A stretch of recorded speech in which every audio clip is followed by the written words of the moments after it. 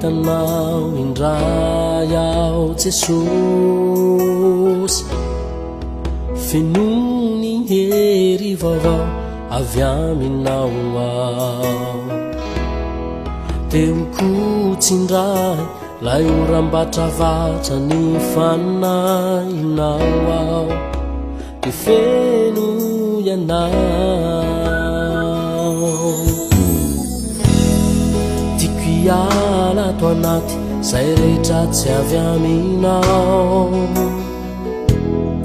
tiako anjakanao zay rehetra momba aisiny ao anatiko ao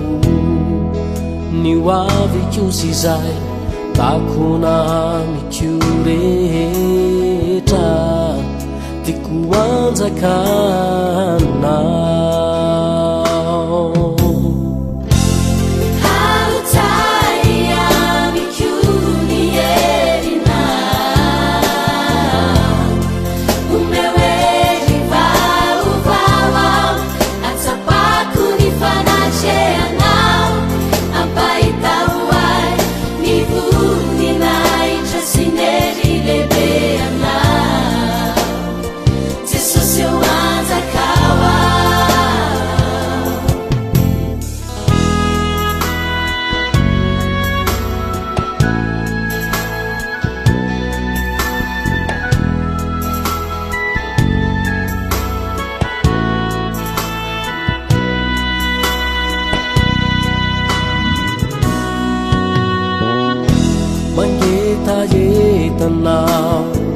mangetayetanao ao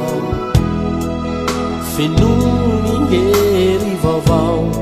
avy aminao ao teo kotsindray lay oram-batravatra ny fanahinao ao de feno ianao